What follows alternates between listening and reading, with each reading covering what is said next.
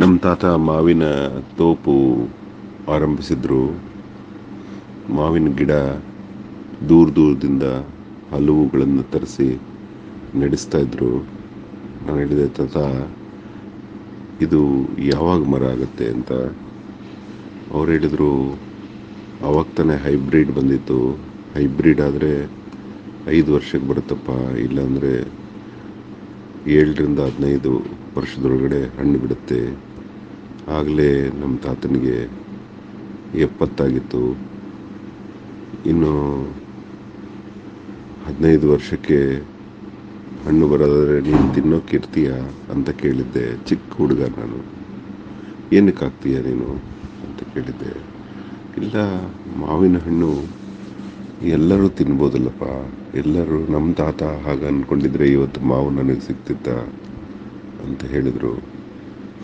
ಯಾವಾಗಲೂ 2013ರಲ್ಲಿ ಆರಂಭಿಸಿದ ಈ ಸಾಲ ಮುಕ್ತ ಆಲೋಚನೆ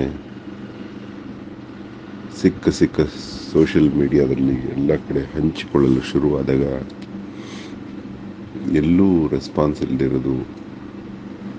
ಈ ವರ್ಷ ಮಾವಿನ ತೋಪಿನ ಥರ ಅನೇಕರು, ಸರ್ ನಾನು ಈಗ ಬ್ಯಾಂಕಿಗೆ ಹೋಗ್ತಾ ಇದ್ದೆ, ನಿಮ್ಮ ಮೆಸೇಜ್ ನೋಡಿದೆ, ನಾನು ಮ್ಯಾನೇಜರ್ಗೆ ಹೇಳಿ ಕ್ಯಾನ್ಸಲ್ ಮಾಡಿಸ್ಕೊಂಡು ಬಂದೆ. ಲೋನ್ ಆಗಿತ್ತು ನನಗೆ 60 ಲಕ್ಷ. ಅವರು ಸರ್ವಿಸ್ ಚಾರ್ಜಸ್ ಆಗುತ್ತೆ ಅಂದರು. ಕೇಳಲೇ ಇಲ್ಲ. ಹಾಗಾಗಿ ಸರ್ವಿಸ್ ಚಾರ್ಜಸ್ಸು ಕಟ್ಟಿಬಿಟ್ಟು ಲೋನ್ ಕ್ಯಾನ್ಸಲ್ ಮಾಡ್ಕೊಂಬಂದೆ ಅಂತ ಹೇಳ್ತಾರೆ.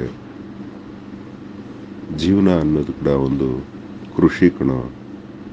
ನಾವು ಮಾಡ್ತಾ ಹೋಗ್ತಾ ಇದ್ರೆ ಯಾವತ್ತೂ ಫಲ ಬಂದೇ ಬರುತ್ತೆ.